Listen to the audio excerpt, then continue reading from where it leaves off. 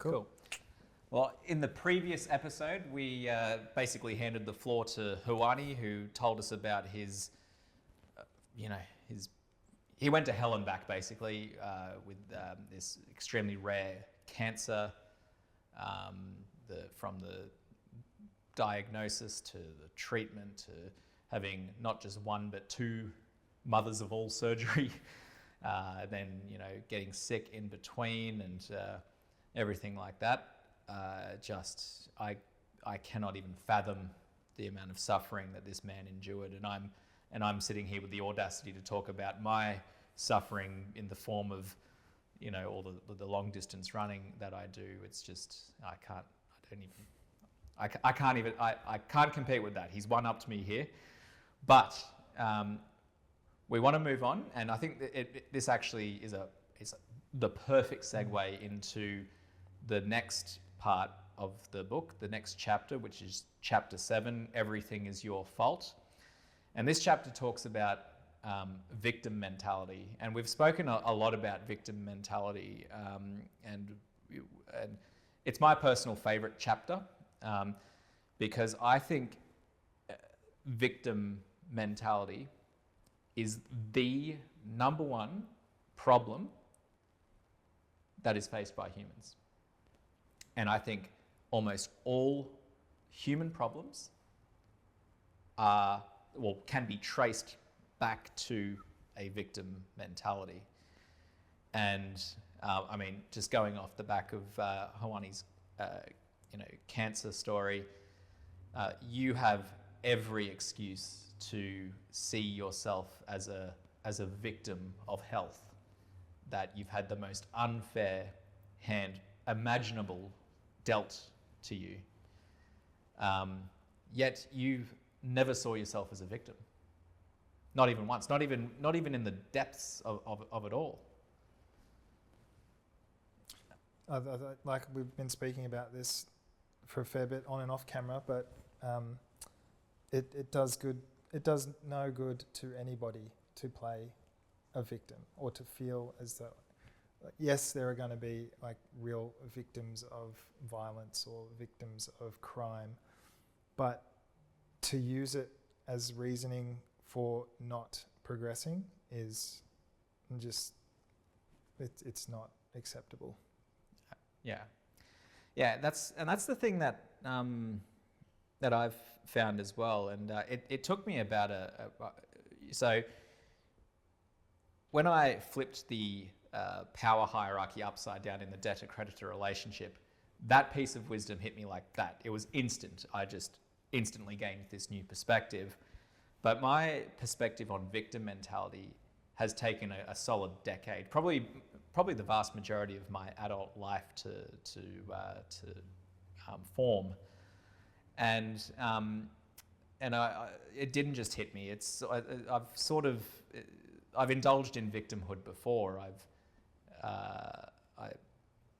Even as recently as a couple of years ago, when I was in these massive lawsuits that that I do talk about in the book as well. Even during these times, which were as recent as 2 or 3 years ago, I indulged in many types of victim mentality, even though I thought I had abandoned it. And after many iterations of asking myself the big questions, the question that I ended up settling on in the scope of victim mentality was this: if there was an oppressive force that was stopping me from achieving my objectives or causing me to fail, would the knowledge of that force make anything better? Or would thinking about it just make things worse? And when I phrase the question to myself like that, the answer I always get is thinking of yourself as being someone who has been unfairly treated never helped anyone get better. It never helped me. And even if something did happen to me that was caused by somebody else, even if somebody attacked me and I was an innocent victim in this, an unfair act of brutality, whether in corporate or in the physical sense, or in your case, in a health sense, thinking of yourself as being unfairly treated or being victimized by the situation, that never helped anyone. Never helped me. I mean, it sounded like you didn't even go there, but if you did go there, that wouldn't have helped you either. So, in the book, I think it's probably the largest chapter in the book, and it's the chapter that I probably feel the strongest about, because every single time in my life I can go back and retrace a time that I felt sorry for myself. Feeling sorry for myself never made anything better. In fact, it only ever made things worse. Every single time I played the victim, things got worse for me, not better. There are 8 types of victims that I've sort of put together and they're all sort of interrelated in certain ways. Often people who are a victim of one type are, have several victim afflictions. We've got, a victim of bullying. Someone's, treated you unfairly and caused real psychological or physical harm to you. You've got a health victim. You've got a victim of destiny, people who think they suffer unto a predetermined fate that is beyond their control. You've got a victim of authority, that people believe that systems like schools and bureaucracies are out to get them, and they are designed to benefit the people at the top to the neglect or deliberate detriment to those at the bottom. My personal favourite type of victim is the entitled. So the people who are seeking a gain out of a situation through any method other than their own hard work, risk or sacrifice. So people who try to get themselves onto wills, people who apply for all workplace benefits, whether they need it or not, such as sick leave or annual leave. It's like, oh, I've got sick leave, I'll take it. I'm not sick, but I'll just take it because I'm entitled to it. But the thing I found about the entitled is that no windfall is ever big enough, and as soon as they secure one windfall, they'll just get to work on the next one, only if it involves no hard work or sacrifice. And then there's, of course, the offended, and the offended. So back in the day, back in the early days, let's call it the 20th century. In order for an offence to have occurred, it would require an orchestrated and, in most cases, violent attack on an opponent that would in turn suffer real physical or psychological harm. That was the old standard for something to be offensive. Nowadays, the standard of that needs to be satisfied in order to be offended is far, far lower. And nowadays, you don't even need to be personally offended. You can be offended on behalf of somebody else. You can hear somebody say something mean about somebody else that it wasn't even directed at you, but you can feel offended on behalf of that person now, and then you can put your hand up and say, I've been victimized by what you said. We've become delicate little flowers in this woke society. I think just about every problem that is faced by humans, from depression to world wars, from addiction to bad business decisions and investment failure, I think all of these problems are either solely caused or greatly influenced by a victim mentality if you just keep tracing the steps back.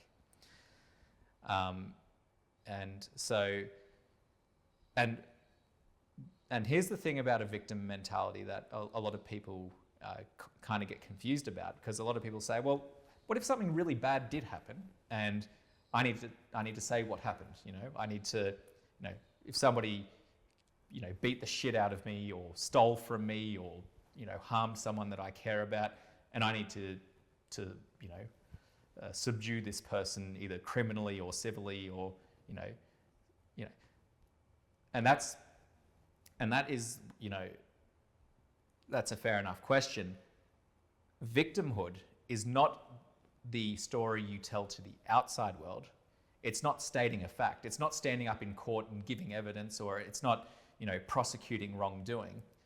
Victimhood is the internal dialogue. It's the stories that you tell yourself. So I could sit here and if I'm suing someone who's wronged me, which I've done a lot of in my career, if I'm suing someone, me saying what they did in court or an affidavit or something like that, that's not me being a victim. That's me saying what happened. But if I sit there and mull over it in my mind and I keep telling myself, oh, I was unfairly treated, and it's the thing that I think about, then that's what I mean by victim mentality. It's not the message to the outside world, it's your internal dialogue. I can say what happened, but whilst still in the back of my mind going, yeah, that was pretty shit, but you know, I refuse to see myself as the victim in this situation. And I think that's the fork in the road. That is the great the great dividing story that people will have. Some people, their very first instinct when something bad happens is to blame or point the finger and try and find out who or what was to blame for that. And some people just go, I don't give a fuck who or what is to blame for that. I'm not going to waste a single second of my time or waste any of my energy wondering, you know, who or what caused this to me, and I'm just going to get the fuck on with it. Yeah, I mean, it's such a pervasive attitude in society today. I see it in friend groups, I see it, you know, in peer groups, I see it in collegiate, like, I see it everywhere. Like, not everyone, I mean, like you say, there are certain attitudes that people have that are the opposite to victimhood. I don't know what that would be. Just taking responsibility. Yeah, just accepting, like, you know, truths. But why do you think this is a pervasive kind of attitude that we're seeing and I feel like we're seeing it even more in young people.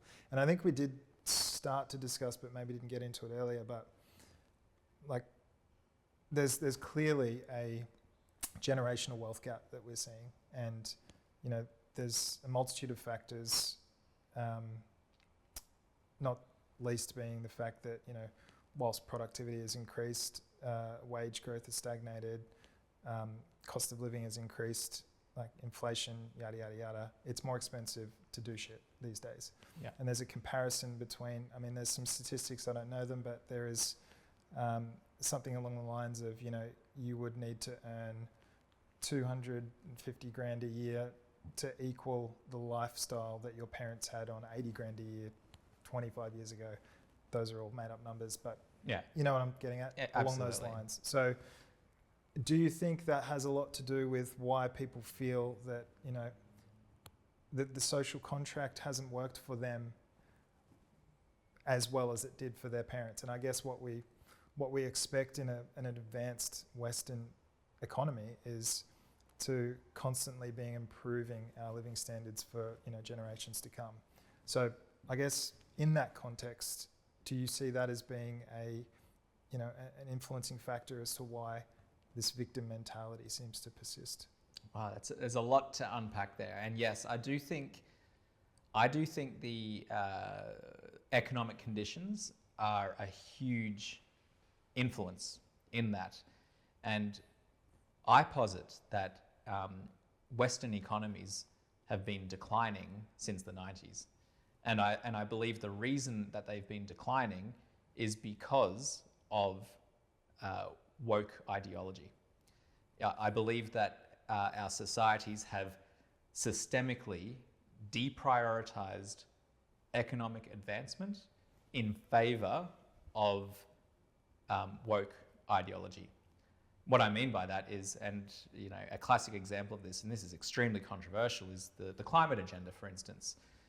So in Australia, both sides of government have effectively decimated our mining industry. They've banned the construction of new coal fire plants. Why? Well, because the dominant narrative is that human carbon emissions are nuking our planet and are going to cause our mass extinction. That's the dominant theory. It's the theory that I reject. But that's an example of, because the renewable alternatives, and don't get me wrong, I have got no issue with renewable energy and that sort of thing. This is not a, I'm not, I'm talking about I'm talking about pure economic growth. Our economy has been deprioritized in favor of this save the earth message. And that's just one of many systemic examples across the Western world where we've got people who don't give a fuck about the economy anymore. And in fact, it's almost cool to watch the economy burn, because a thriving economy now apparently only benefits rich people. And I think to a large degree, it's, people are putting the chicken before the egg in this sort of example. Birth rates have been declining across most of the Western world because the economy has been suffering, because people think that they're not going to have sufficient, surplus money in their household budgets to raise children. I think in Australia at the moment, the average household has got 1.8 kids, which is down from about 5 kids in the 1960s. What's the main difference between the 1960s and today? Well, in 1960s, the economy was fucking booming versus crumbling like it is today. There was prosperity. Advancing the economy was humanity's priority in the post, World War II recovery. So there is that sort of economic element. I believe that the woke elite basically declared war on the economy in probably the early 2000s. And these messages have become so indoctrinated into society via the internet and via the rise in social media, via the use of virtue signaling. And like, for instance, the climate agenda is big business for those who are in the business of renewable energies and basically putting together schemes and bureaucracies which are designed to change the way that we produce energy, which is one of the biggest industries in the world. At the same time, we've got the government, and I'm not blaming one side or the other. I'm blaming both sides of the government for fiscal irresponsibility. We have our governments are trading insolvent.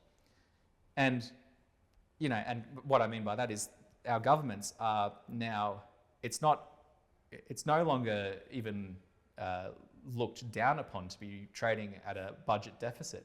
It's expected. Our governments are almost, expected to trade insolvently and to plug the hole in that gap by printing money through the highest levels of obscene quantitative easing in history.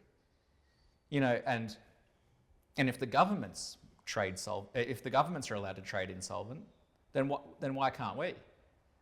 There's a massive hypocritical difference though. If a small business goes under, they're thrown out onto the streets. If a government goes under, they just print more money. So I think it's a cultural issue, which has caused an economic issue. And I argue that our economies have, on a real GDP basis, which is taking into consideration inflation, have been declining since the early 2000s. The official GDP and CPI prints will tell a different story. But I accuse our governments of overstating GDP and understating CPI by constantly manipulating the definitions to avoid taking responsibility for the fact that we are in real economic decline and have been for a very long time. And in fact, we are now starting to see, for the first time in 100 years, living standards starting to decline in the richest countries on earth. And none of it has anything to do with coronavirus. None of it's got anything to do with plague, famine, war, natural disasters. I believe that our sudden decline in living standards has all been a direct result of an economy that is no longer prosperous. We are no longer thriving. We are surviving, and we're actually getting worse at surviving. Yes, things are resultantly getting a lot more difficult, to achieve. House prices as a multiple of incomes are at all-time highs and getting higher. In Australia, in the 1960s, the average mortgage repayment was about 15% of the average after-tax wage. It's now getting close to 40%. So house prices relative to income levels have more or less tripled in, 2 generations. So yes, things are getting harder, but therein also lies the opportunity. There is a huge opportunity here for those who actually give a shit, because yes, we now need to work triple as hard as our parents and our grandparents did to get into the property market, but our peers, and especially in the younger generations, in Generation Y, Z, Millennials, your peers are so victimized, they're so entitled, they're so offended, they are lazy, they are spoilt, they are unprepared to suffer. And whilst it's objectively harder to advance, just purely on a numbers perspective, it is becoming so much easier to outperform your mediocre peers. So I see it from both angles. I see problem, like a real challenge by law of numbers, but I'm also seeing opportunity here. You don't need to work that much harder anymore to achieve so much more, because your peers will just let you surpass them. It's a good point. It's a really good point, because obviously the conditions that young people today are growing up in are a lot different than that of our parents. They're objectively better in every way. Yeah, well, and that's the thing. Like they have more access to goods and services. They have more access to welfare, support from the government. Yet there is this constant kind of demonization of business, as you say.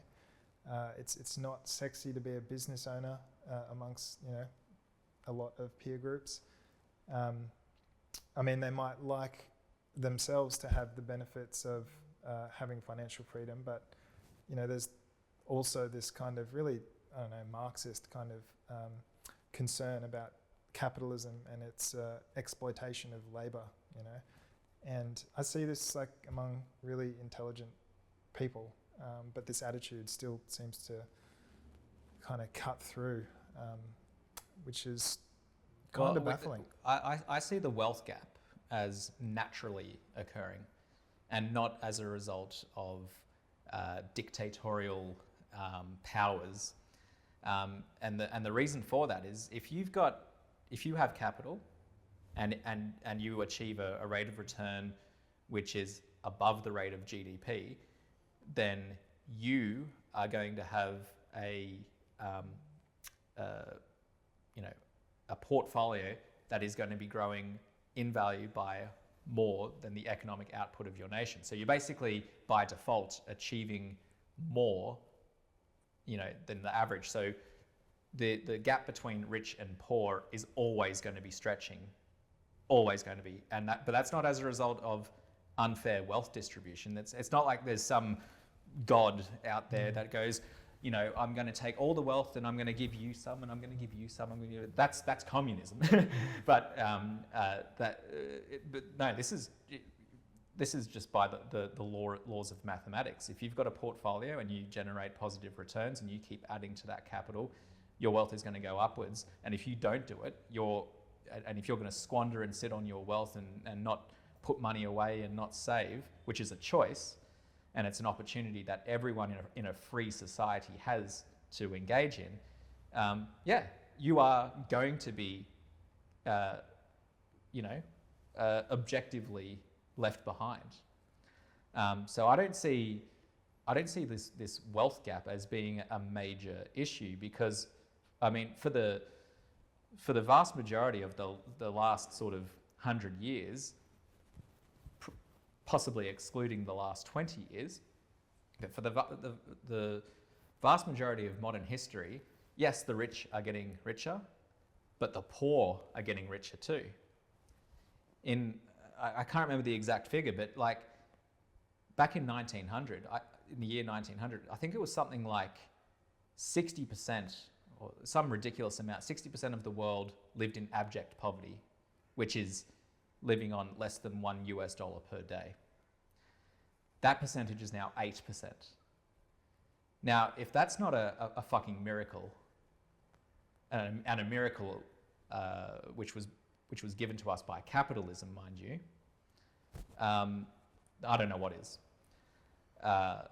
And if the country that you live in has any semblance of a free market and any semblance of free speech, then you have the opportunity to become in that rich category. You just got to get it. And you're going to have to work so much harder than your parents ever had to get it. But your effort does not need to be that high in comparison to your peers, because they're not putting in any. They're just not. And where I think a lot of this also comes from, I also think a lot of this stems from the fact that we haven't had to suffer truly as a society in a long time. I think the last time we had real systemic problems with the world was probably World War II. I know there's been a lot of horrible, wars since then, and a lot of people have gone through a lot of hardship on, in large scales. But I think, just as a general comment, that we've become so comfortable as a society. We haven't had to suffer. We haven't had to bleed. We haven't had to sacrifice anything, because all of our needs are covered. All of our basic needs are covered. If we live on the Gold Coast, which is one of the most beautiful parts in the world. I love living here. And you can get a few friends together and you can go on the welfare. If you get 2 or 3 of your mates, you can get it won't be nice, but you can get a nice, a decent unit, live on the beach. You can smoke bongs and surf all day without working. You can do that. And that is your pretty much your rock bottom. That is the worst thing that could possibly happen to you financially in this country. It's pretty good, hey. Yet we seem to be bickering and catastrophizing the most trivial of things. We seem to be even more victimized than we were as a society, even when there were real problems. So then it's kind of the excesses of the successes that capitalism has afforded us. It's actually leading to this kind of sluggish, entitled, largely lazy, in that people don't really want to put in the hard effort to achieve anything. Well, they haven't needed to. They haven't needed to, because we've lived a privileged life in the years post World War II. We are squandering the economy that our forefathers died to protect. So when you put it in that context, it's almost like not a surprise that we're seeing what we're seeing. It's not. This is actually part of a very natural cycle. You know, it's like one of my favorite quotes, and I forget his name. It was like one of the sheiks who founded and developed Dubai. And I can't remember exactly what he said, but he was saying that something along the lines of, my grandfather rode in here on a camel, my father rode in here on a camel, I drive a Range Rover, my son drives a Lamborghini, but my grandson will ride a camel. Because hard times create strong men, strong men create good times, and good times create weak men. Weak men create hard times. And weak men create hard times, and so the cycle begins. So, you know, I believe, and I believe victimhood is at the core of it all. And victimhood is what's causing us to deprioritize the economy in favor of popular discourse. It's so easy to sort of like sit back and not achieve anything remarkable when you've got a reason why, when you've got someone to blame. And one of the easiest things to blame is the system that unfairly privileges those at the top and neglects those at the bottom. And a lot of people believe that the system that is causing this, you know, naturally occurring wealth gap is capitalism. And you're actually starting to see an appetite among younger people in rich countries to go back to socialism or even communism, because the capitalist system has failed them. Yet they enjoy the splendours and fruits of said system. Absolutely. I find it quite remarkable, the hypocrisy of people to complain about a system that has basically granted them the luxury that they enjoy today. You know, rich people in rich suburbs having the audacity to complain about things. You know, they are the beneficiaries, the downline beneficiaries of serious sacrifice, and they sacrifice nothing, yet have everything to complain about. So why don't we see voices like yours and like these ideas presented at, you know, the highest level of government? Because they're unpopular. Yeah, so I mean, that's why a career in politics would be completely pointless for someone like me. I wouldn't get any votes. These ideas of, you know, advancing the economy before popular discourse would be so unpopular that I would not gain any traction at all. My take on it is that if people were presented the ideas the way that you do, you know, it's kind of hard to disagree, because they're almost, you're almost like, it's not like you are in a way attacking like the popular ideas, but you're presenting alternatives that, you know, I think a lot of people would support and get behind. And even some of the people that I've spoken to about the book, friends and colleagues and peers, you know, agree with some of the points that I'd mentioned to them on, you know, victim mentality, on the idea of, you know, if you were smarter about investing your money, you can really get your money working for you via the rule of 4 or something similar. Yeah. Like, I don't think they're, well, this might be just ignorance on my behalf, but they don't feel like they are controversial, and they shouldn't feel like they're controversial. Yet, as you explain and as we've been discussing, they really do seem to be. That's right. So this, but that's the thing. This you could call it an argument. This debate over what is good and prosperous for people.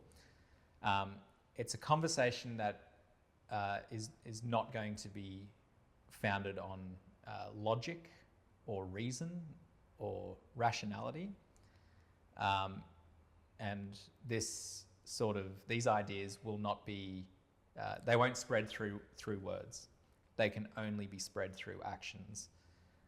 So the way I've personally chose to deal with the woke elite's stranglehold on our economy and our society is by just championing the character of a rich man.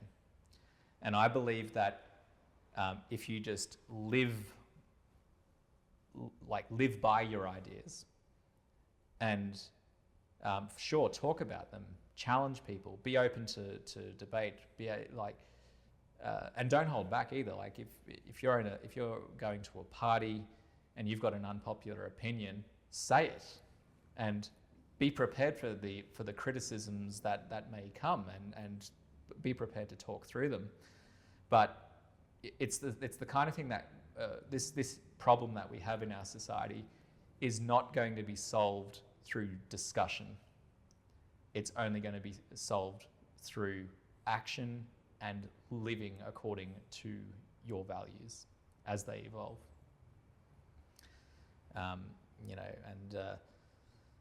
And I think, and I am actually starting to see, and we spoke about this before, I'm actually starting to see a divergence away from wokeness. I think there are more people, just in my observations, I'm getting pulled aside at a lot more, events by some of the parents of my kids' friends, and just in general, people are sort of, admitting to me on the side. It's like, you know what, I actually think this. I actually think this. And they're confiding in me because I am very, I don't give a fuck. I say what's on my mind, and I accept whatever backlash will come of that. And I hope to be proven wrong. I'm with this book, I'm begging you, if you've got an idea that runs contrary to this, and it's and it's a well-reasoned argument, and it's based on fact, yes, let's have that conversation. I really would like to see my ideas. I mean, I don't necessarily want to see them getting shut down, but I'd like to see them strengthened. I'd like to see them stressed and, perhaps reformed and become better ideas. But yeah, I'm just noticing that there are people that are just gradually starting to come out of the woodwork and discuss alternative ideas that would otherwise get them cancelled in their circles, being their friends and their family. Yeah, it is. I think a lot of people who might share some of your ideas find it hard to express them in their normal social circles and peer groups and colleagues and whatnot, which is a shame, because concepts and ideas should be openly discussed and, absolutely, like you say, held up and ready to be challenged.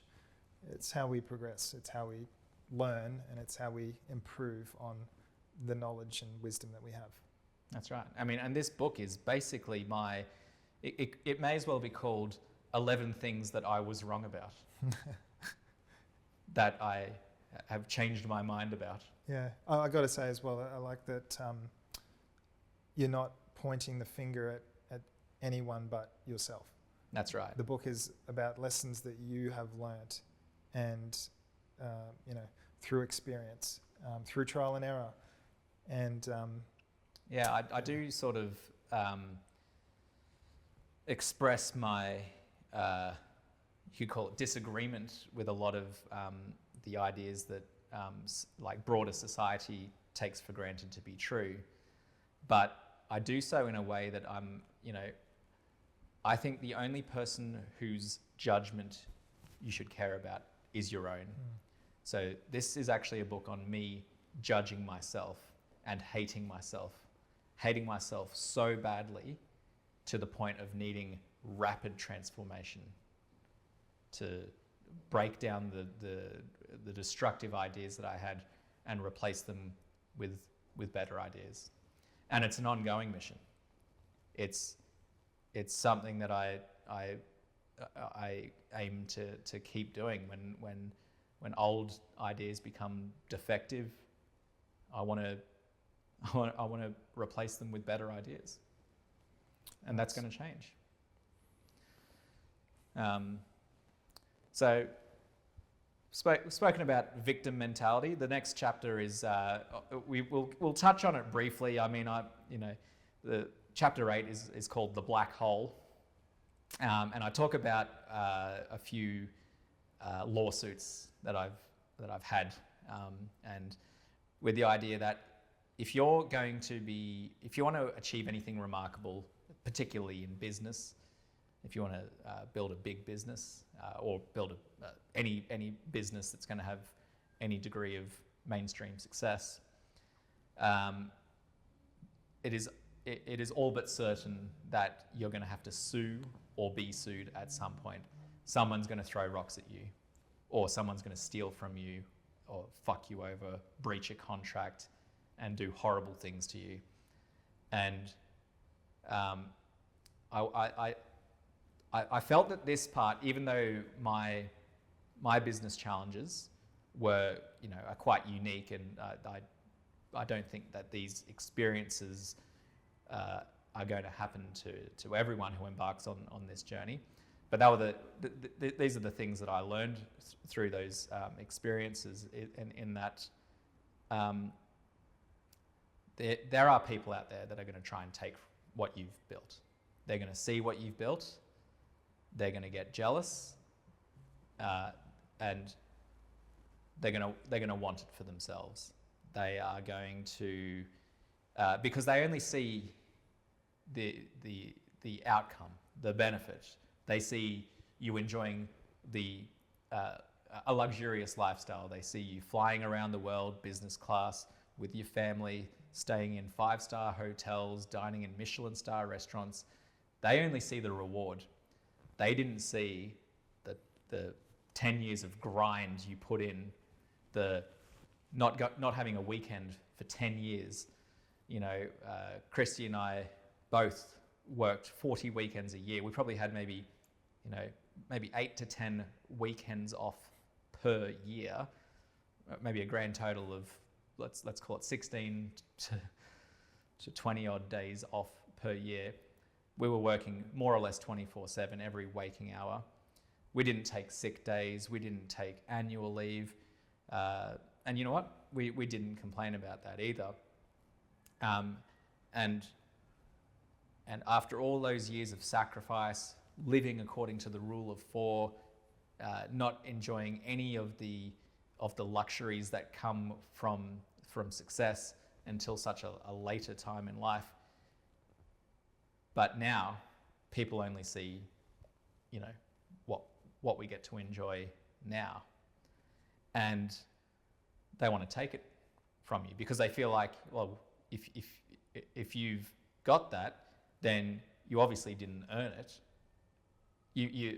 Someone endowed it upon you. You've got this thing that I want, and I don't believe that you deserve it. So I'm going to just come and take it from you. And there's many ways that people will do that. They will try and fuck you over in a business deal. They will just steal money out of company accounts that they may have access to.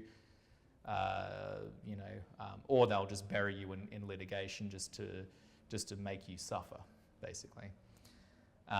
So I talk about 5 stories of what I call blood sport litigation, and the main message in that sort of chapter is that if you need to sue someone or if you're being sued, it is vicious psychological torment.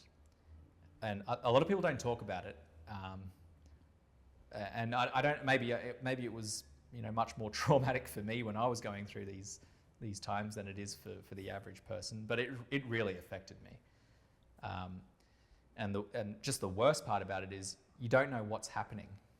You don't know you know, especially in the world of financial services, the laws are just so complex and so subject to interpretation that you don't know whether, you know, the judge will sympathize with your opponent. You're just like, you spend all of this time in what I call the black hole, wondering what's going to happen next. You wonder what lies are being concocted against you. You spend all this time preparing defenses, going through old emails and phone calls and text messages. You spend all this time retracing steps and just going, fuck, did I say anything in jest that may be used against me? You start replaying all the jokes you might have told, all the risque little, you know, jokes, and thinking, fuck, is my enemy going to use this as ammunition to win sympathy in the courtroom? And that's all just part of it. But the thing is, at some point, especially when you win, you have a choice to make. And when I say win, you may have successfully fended off an attack against you, a legal threat against you, and you may have been able to get them gone, or you may have successfully gotten, you know, what you are owed by suing someone. The black hole starts there, and the black hole is fighting for more. And you see this, and not that I've been divorced before, but you see it particularly in the case of divorce, where you get these people who used to love each other and respect each other so much, they were married for fuck's sake, make it their mission to just destroy each other. And in business too, really close. So I see a business partnership as being very similar to a marriage, because you probably actually spend more time with business partners than you do with your own spouse. Everything that you're doing starts off being for a common good, that there's mutual benefits being received, but then that can combust as well. And these people that you used to love and respect, you end up, you know, just in this psychotic battle to the death and doing everything you can to try to make their life a living hell. And when you start fighting in the name of justice or revenge or principle, that's when you know you're in the black hole. And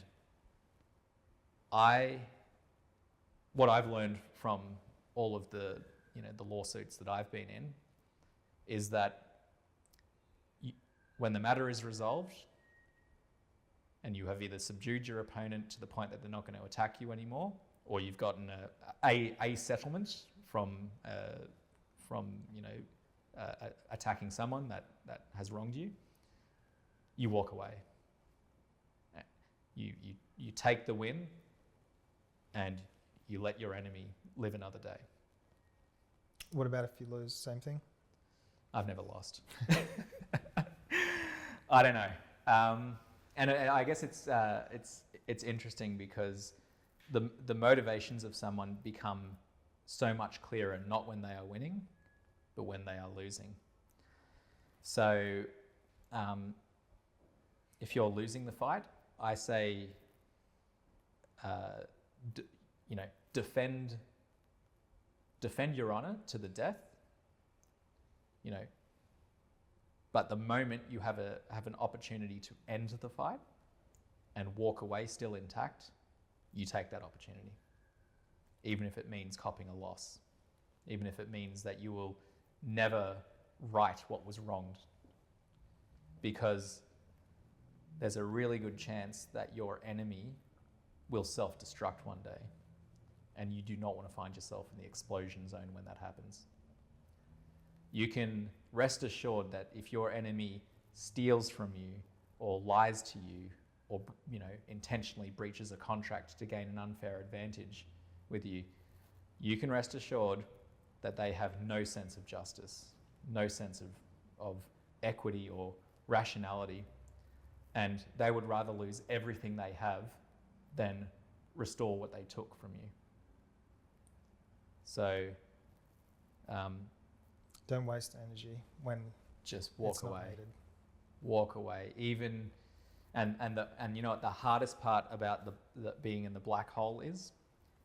You torture yourself with the possibilities. You start thinking, maybe just one more punch would have been the knockout blow, and I would have gotten what I wanted, and I would have gotten, you know, a much bigger settlement, or I would have buried my enemy in bankruptcy, and they would have never been able to operate again, or anything like that. And everyone who was there, but not really there, but everyone who was witnessing the fight will tell you, oh, you should have fought for more. Fuck them, you know, you should have stayed in the fight. Could have got him. But they don't know what you're going through. And it's spirit crushing. And in one of the examples I speak about, you know, I won I guess a civil litigation that had nearly crippled my business. And even after I won, I kept fighting. And I came to the realization that I was just like, my business is intact. My body's intact, my mind's intact. Why the fuck am I still fighting?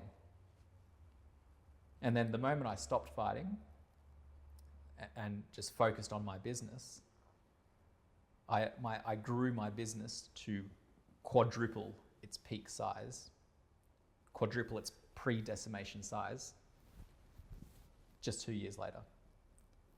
It was the moment the moment I left the black hole was the moment that amazing things started happening. So from that, I just say, defend, you know, defend to the death, but the moment you have the chance to walk away, fucking take it. That's good advice. Would you say the same in maybe outside of a courtroom and you're having a disagreement or argument with someone that really isn't, you know, yielding any value? Yeah. Just walk away. 100%. Yeah, absolutely. There are certain conversations, debates, fights that are not going to achieve anything but misery. And both parties are going to walk away thinking that they're right. They're going to be even stronger than their convictions, and all you've done is piss each other off.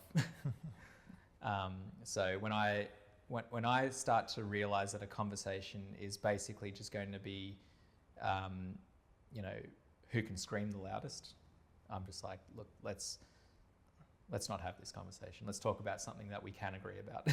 Yeah, it's much nicer. Or not talk at all. It's a waste of energy. It's like, yeah, it's just no one wins. A lot of people just think, oh yeah, but no, you know, it's principle. I've got to say these things on the basis of principle. I'm like, mate, you haven't proven anything to anyone. If anything, you've further, you know, driven a further wedge between you and your ideological opponent. There are some people that you're just not going to convince. Yeah. And that's hence why, you know, what I was saying before with, you know, you can, you know, I believe that the war on wokeness will not be won with words, reason, or rationality. It can only be won by becoming the beacon of hope in a society hell-bent on crumbling under the woke agenda. Whew, it's dire. It's dire, but there are little glimmers of hope out there. I think society is moving in a positive direction, and this has been an observation that I've only formed in the last maybe 3 to 6 months. Okay. So, fingers crossed that Yes. more and more people are starting to reject the woke discourse. Very good. We wrap it up and say like something to the ACAM. Let's move on to just the last chapter, which, you know, is probably the good finale. Yeah. About legacy. Cool. We'll do it. Is this the fourth session we've done? I believe so. Yeah, fourth or fifth. Okay. Yeah. How we cut it up from there, you know. Yeah. Yeah. Use it however you need. We could see, like, we could make them sort of, 4 longer episodes and just see how that sort of rolls. If it's too much to, we'll just cut them down, cut 'em down into into bite per size. episode. You're definitely going to have to utilise this long form content. It's great. Yeah. And I was even sitting there listening before. It was very interesting. Yeah. So there's no point in discarding the long form, but from that, We could have long form and Pull short your little form. reels. some of you attack social media these days, regardless anyway. So Mm. you need to put it on YouTube. Yeah, that's what I was thinking. This was going to be YouTube. Instagram for like the reels. Yeah. Sweet. All right. Well, let's go. Let's go to the last chapter, chapter 10, which is basically, I call the chapter "What is your number?" Mainly because my editor was saying, don't put too much content in the chapter title because people are just going to read your table of contents and then they'll be like, yeah, I get the message. Make it a little bit vague as to as to what the message is. And what is your number is, and I believe this chapter sort of closes the book quite nicely because it now, we're no longer sort of talking about what has happened and the lessons that we have learned, but how are we going to be remembered? What legacy are we building here? What are people going to say about you after you're gone? And when you start living your life according to that, you really start to question everything. Yeah, pick and choose the things that are important and things that aren't. Yeah, and I've called this chapter "What is your number?" because to me, I wanted to solve the money problem early in life, and that's why I went through this rapid transformation of myself in my early 20s, and that's why I just got stuck straight into work, deploying the rule of 4, grinding my way up to the level that I got to and am sustaining to this date. But I achieved my financial number. I achieved it very early in life. I achieved it at the age of 30. There was a number. I'm not going to say what my number is because my wife and I are, we've decided that we're not going to spill our guts and go into our personal finances. But what I will say is that I smashed my financial number, which is the number that I needed to sustain my desired lifestyle in perpetuity. So that was my financial number. Once I hit that number, I gave myself the freedom to pursue something much more important than money. And for me, that was becoming a fucking rock star. So when I was about 15 years old, I wanted to become a rock star. Picked up a guitar. It was a shitty little nylon guitar. Started learning, initially, punk rock songs, Blink-182, Sum 41, Green Day, and all that. And just, it took me a while. I'm not a musically talented person, but then I started really enjoying these little breakthroughs that I was having. And then I got to the, I guess to the extent of guitar complexity that pop punk can go. And don't get me wrong, these guitarists are amazing, like incredible songwriters. I'm not discounting their skills in any way, but I wanted to go to the next level of sort of complexity, and the logical progression from punk rock was probably heavy metal music. So then I started learning Metallica, Megadeth, Pantera, and started really getting to the sort of the more complex and more groovy stuff. Started obsessing about heavy metal music, and I just found that heavy metal is just it to me no other musical genre better sums up the human experience than heavy metal. Heavy metal is from the outside perspective, if you're not a metalhead, it all looks like, real screaming and, rah, rah type music. And a lot of it is that. But there's also a lot of just real beautiful power ballads, melodies, harmonies, just some of the most intricate and complex and interesting musical structures. And I've just found that heavy metal is the cadence of my life.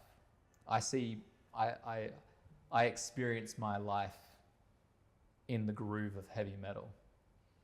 And I started fantasizing in my teens of just becoming a rock star one day and being able to live out my life in the way that I was experiencing it in my mind. When I run, my footsteps become a metronome, which I run at about 180 BPM. So that's a cadence typically heard in heavy metal music because it's quite fast.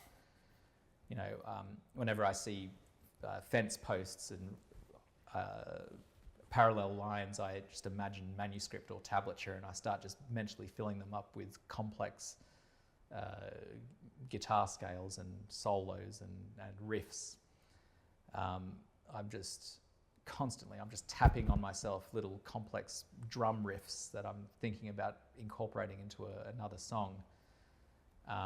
When I run, I listen to loud heavy metal music, and it's funny because I don't actually listen to the songs, but they're just there.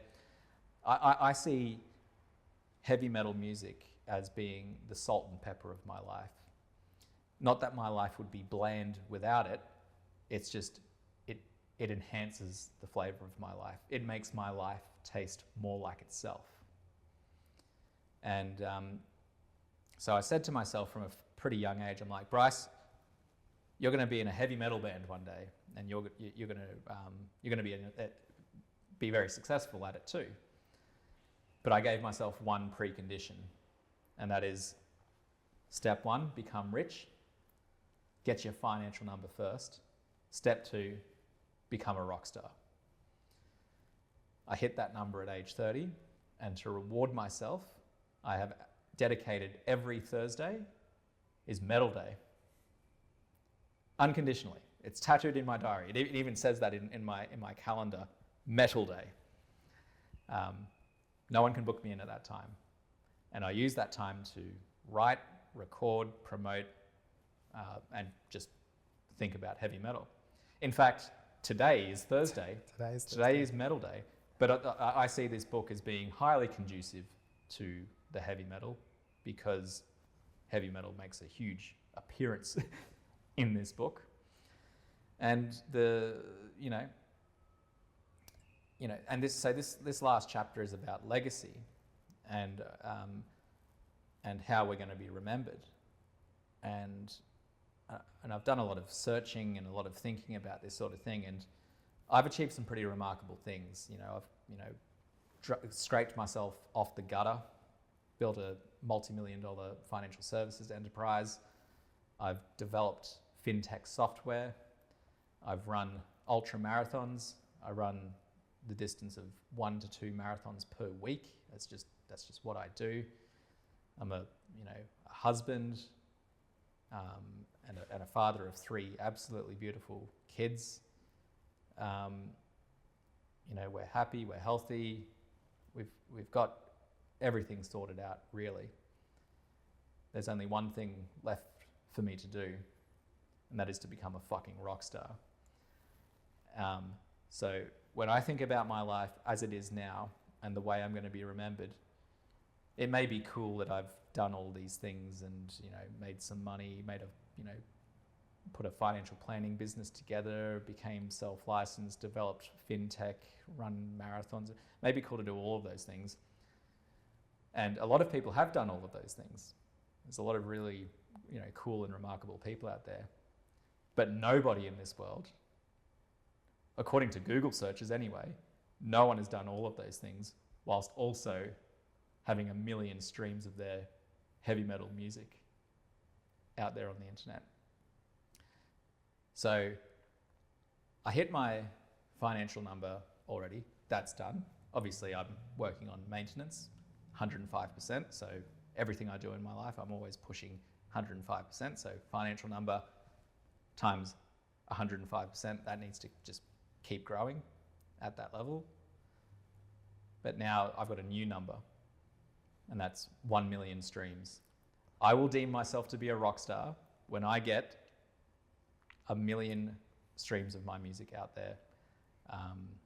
And that's the only way I can really quantify that goal, because I'm a one-man metal band. I do everything. The drums, the bass guitar, the rhythm guitar, the lead guitar, the vocals. I've had to do all of it, mainly because I can't find anybody else that can commit to the heavy metal the way I can because of the sacrifices I've made to achieve this lifestyle. So I've accepted that I'm just going to have to do it all on my own. Although, have you thought about maybe when touring just getting session musicians to play the... Absolutely. I'm very keen on touring at some stage. Probably not in the next couple of years, but I'd like to release the next album, which is... So I released my first album, Destination Sanchez, last year. I'm about 75% of the way through my next album, which I'm hopefully going to be releasing later this year. I would love to go on tour, and absolutely, I would definitely be getting some hired guns to join me and just jam along. And you know what? If that leads into forming an actual band with other band members, awesome. So be it, provided they can commit to it with the unwavering progress that I demand of myself and therefore of others. You mentioned in the book, and I mentioned this to you offline before as well, that one aspect that we didn't actually touch on today, but I thought was really, I think, valuable to anyone who will read this, is the comparative output ratio. Absolutely. And I'm thinking that like touring obviously is a way that you can improve your odds of hitting that 1 million number quicker. Yeah, I believe so. Yeah, definitely. Because, you know, I'm not well known as a musician at the moment, and you know, I'm not going to be the headliner anywhere. So I'd probably be a supporting act, if whether it's a supporting act for, you know, a more popular band, or, you know, just being at an earlier slot at a music festival somewhere. Yeah, people will be forced to listen to me because I'm just the band that's supporting the big act. Yeah, absolutely. There's all sorts of things that will be conducive to helping me get to that rock star number. That's my new number. But yeah, I mean, that was one of the things that you did, that you very much you saw that as very interesting when we were messaging. You said this comparable output ratio formula that you put together. You know, that was pretty interesting, and I it's something that I either invented or I plagiarized by mistake. It's not the first time I've committed unintentional plagiarism. You know, when you come up with something and it's novel to you, but somebody else has already thought of it. It's like, I thought I invented that, but somebody else also independently invented it. I'm sure there's a software developer somewhere out there who uses the same kind of metric. But yeah, but comparable output is a really fun and very imaginative way of measuring progress and measuring productivity. So the number one question that people should, especially if you're wanting to achieve things, the number one question that you should be asking yourself constantly is, am I right now making the best possible use of my time? Could I be doing something else to boost productivity or to propel me to my goals faster?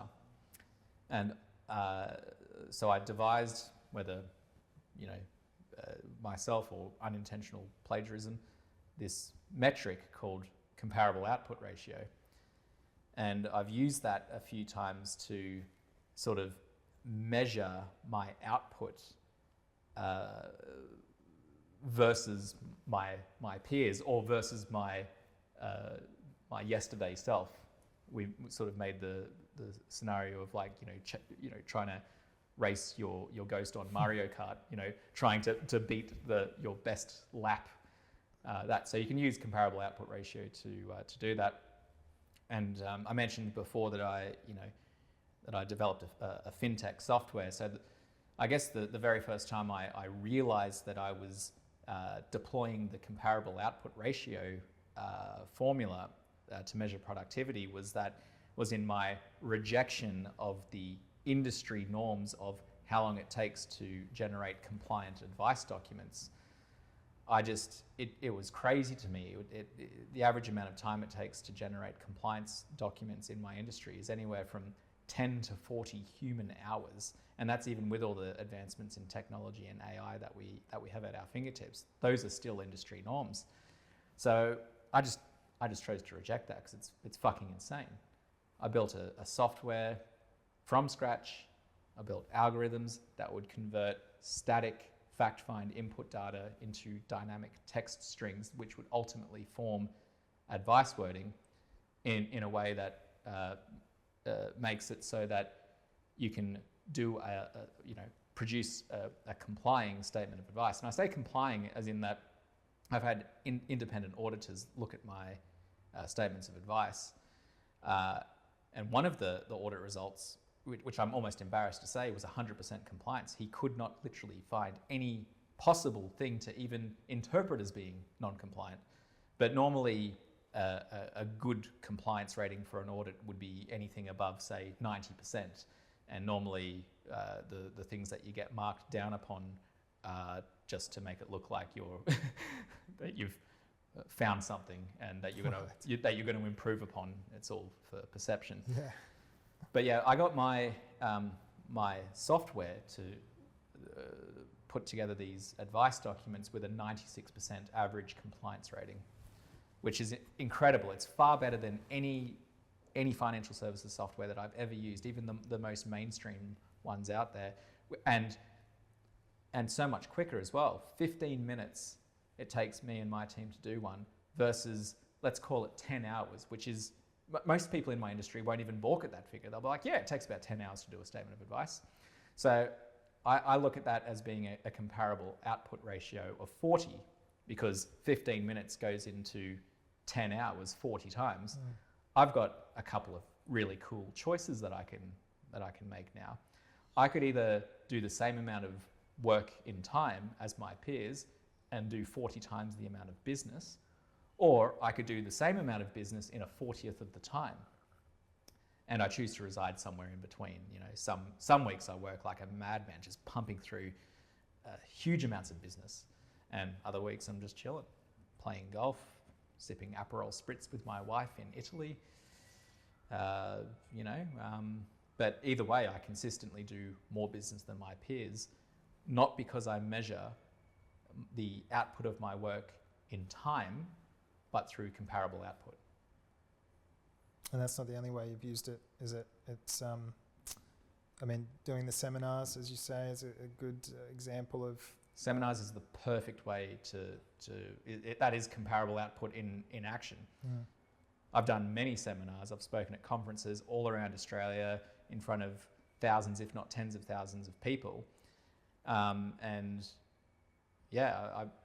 People want to do business with me after they see me talk. They want to that's the guy on stage. I want to deal with him. He's really cool. And I've been that guy. I sign up to so much shit that I see on at conferences because I'm inspired by these people, and mostly with good results. It's a great business model, and I might get 20 new clients from doing a 1 hour talk at a seminar. Usually, like standard practice is that you'll get, one client in in a 1 hour consultation, and that's if the client wants to proceed and do business with you after that consultation, which is not, no one's got a 100% success rate in that department. So I look at it from like, comparable output of like, okay, I can speak for 1 hour in a seminar and get 20 new clients, or I could do, one 1 hour consultation and get 1 new client.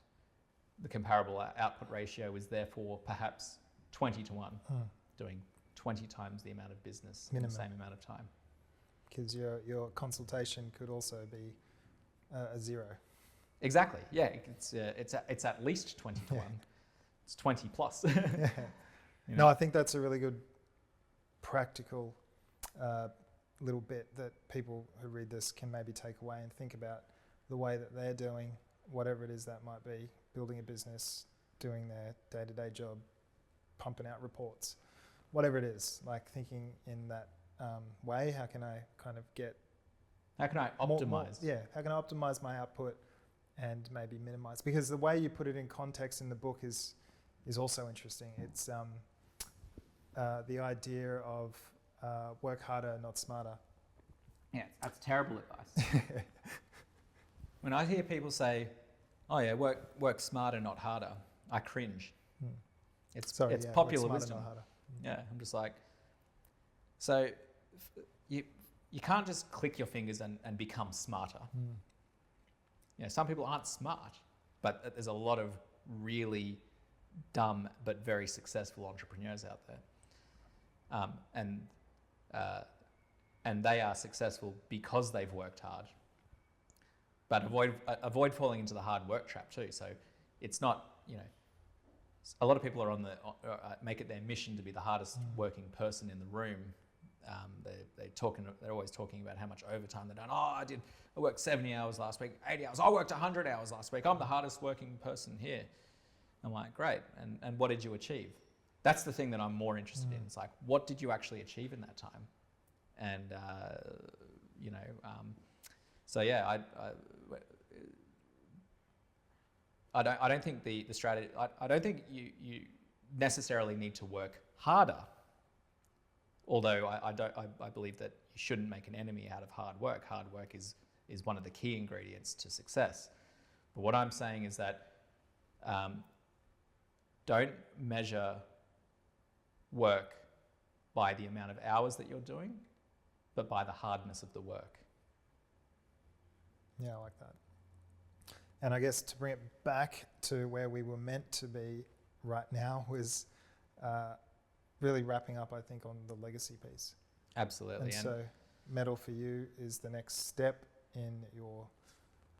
in my legacy. In your legacy. And yeah, maybe just explain, as you did in the book, why it's important and why it's changed for you.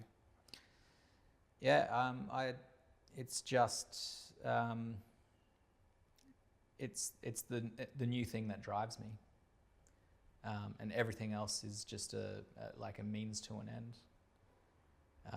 And the really cool part about it is when you start defining your legacy in terms of what you hold dearest to your heart, rather than money or fame or popularity, wonderful things will follow. They just attract themselves to you.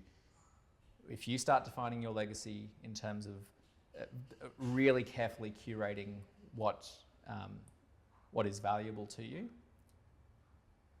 wonderful opportunities will just start attracting themselves to you.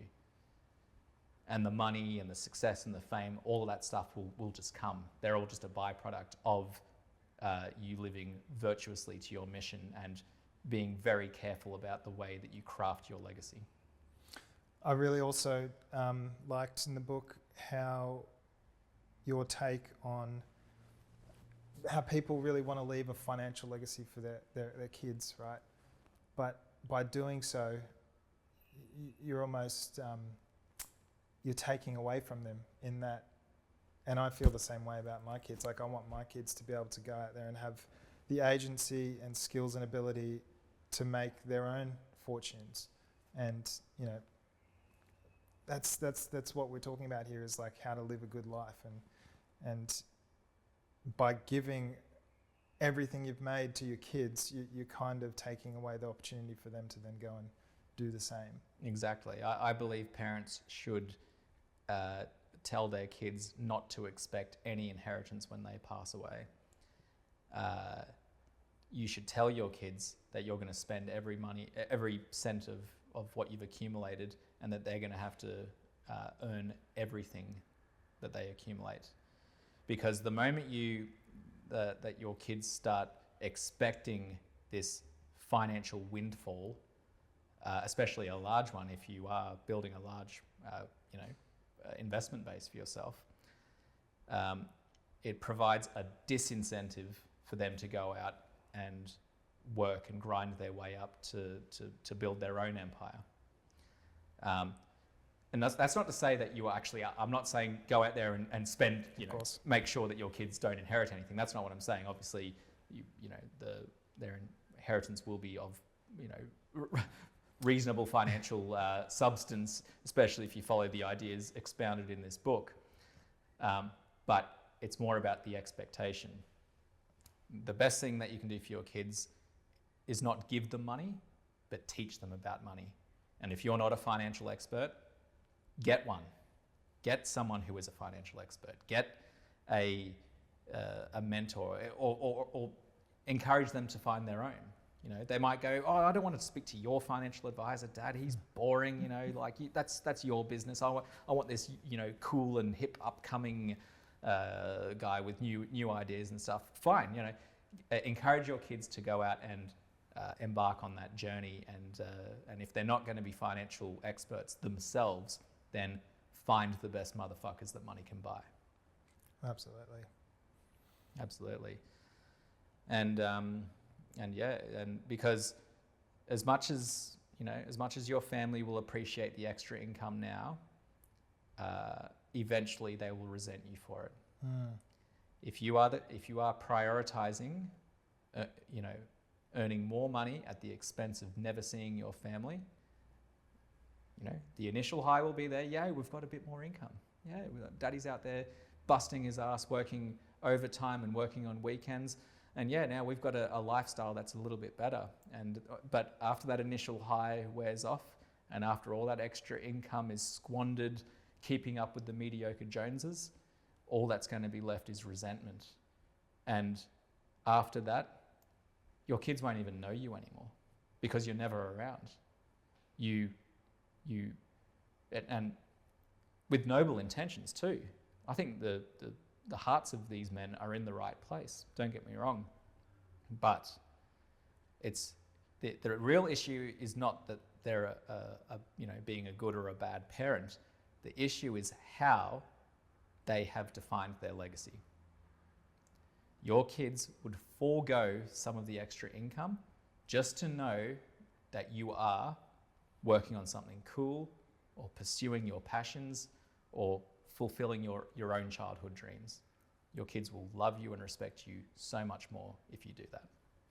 100%. I can so relate to that because, as you know, my parents, I want them to do nothing more than live their best life and spend the money that they've worked so hard to earn. Absolutely. And I can feel comfortable that, and they can feel comfortable that I've created a life for myself and my family that we can support ourselves without needing to even think about inheritance.